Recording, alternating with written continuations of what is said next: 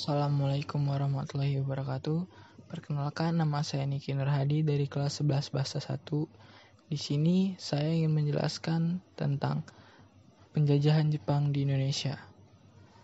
Nah, kita masuk ke bagian yang pertama, yaitu faktor-faktor apa saja yang melatar belakangi kedatangan tentara Jepang ke Indonesia.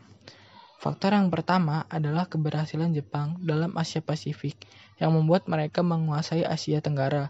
Wilayah Asia Tenggara meliputi Indochina, Indo-Malaysia, Denmark, dan Wangtai. Faktor yang kedua adalah keberhasilan Jepang dalam penyerangan terhadap pangkalan militer Amerika Serikat di Hawaii yang membuat sekutu menyerah tanpa syarat kepada pihak Jepang. Sementara itu, wilayah pertama yang berhasil dikuasai Jepang adalah wilayah Tarakan di Kalimantan Timur pada bulan Januari 1942. Di bulan yang sama, Jepang berhasil mendudukan Balikpapan, Sulawesi, dan Ambon. Dan pada Februari 1942, Jepang berhasil menguasai wilayah Makassar, Bali, dan Ambon. Sedang diperdudukan pemerintah Jepang melibatkan dua angkatan bersenjata. Yang pertama adalah Angkatan Darat yang bisa disebut Rikugun. Dan yang kedua adalah Angkatan Laut yang disebut Reigun. Selain itu, pemerintah Jepang juga membagi wilayah jajahan dalam 3 wilayah. Wilayah yang pertama mencakup wilayah Pulau Jawa dan Madura. Wilayah yang kedua mencakup Sumatera dan Semenanjung Malaya. Dan wilayah yang ketiga mencakup Kalimantan, Sulawesi, Nusa Tenggara, Maluku, dan Irian Jaya. Dalam 3,5 tahun kemerdekaan Jepang ke Indonesia, banyak kebijakan yang dikeluarkan, salah satunya adalah kebijakan propaganda 3A, yaitu Jepang Cahaya Asia, Jepang Pelindung Asia, dan Jepang Pemimpin Asia. Namun, selama 1 tahun diperlakukannya propaganda itu, Jepang mendapatkan respon yang sangat kurang positif dari masyarakat Indonesia. Oleh karena itu, Jepang membentuk sebuah organisasi yang diberi nama PUTERA atau Pusat Tenaga Rakyat yang diketuai langsung oleh Insinyur Soekarno.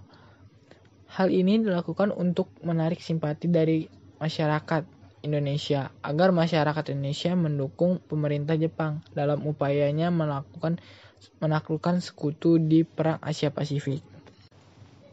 Untuk kebijakan yang menyangkut kebudayaan, pemerintah Jepang mewajibkan seluruh masyarakat Indonesia untuk melakukan seikerei. Seikerei adalah bentuk penghormatan kepada Dewa Matahari dengan cara membungkukkan badan dan menghadap ke Kaisar Jepang yang berada di Tokyo. Sementara itu, untuk aspek sosial masyarakat Indonesia cukup menderita dengan diadakannya kebijakan Romusa. Romusa adalah para pekerja Indonesia yang dipaksa bekerja untuk pemerintah Jepang, sementara di aspek militer pemerintah Jepang membentuk kesatuan tentara di Prima Peta Pembela Tanah Air yang dipimpin langsung oleh Sudirman dan Nasution. Sementara itu, dengan banyaknya kebijakan itu, masyarakat Indonesia tidak tinggal diam. Banyak perlawanan yang kemudian dilakukan di berbagai daerah di Indonesia. Konotnya adalah 1942, Kiai Abdul Jalil, pemimpin pemberontakan di Aceh. Kemudian pada 1943, Kiai Jainal Mustafa, pemimpin pemberontakan di Singapan di Jawa Barat. Pada tahun 1945, Supriyadi, pemimpin pemberontakan di Blitar. Lalu pada bulan Juli 1944, Amerika berhasil alih pertahanan militer dari tentara Jepang. Wilayah adalah Kepulauan Saripat di wilayah Jepang, Papua Nugini, dan Kepulauan Solomon. Lalu puncaknya pada 6 Agustus dan 9 Agustus 1945, sekutu berhasil mengebom atom Kepulauan Solomon. 2 kota besar di Jepang, yaitu kota Nagasaki dan kota Hiroshima, yang membuat Jepang langsung menyerah tanpa syarat kepada sekutu. Situasi ini dimanfaatkan oleh tokoh-tokoh pejuang Indonesia untuk segera mungkin merencanakan dan mempromosikan kemerdekaan Indonesia yang jatuh pada tanggal 17 Agustus 1945.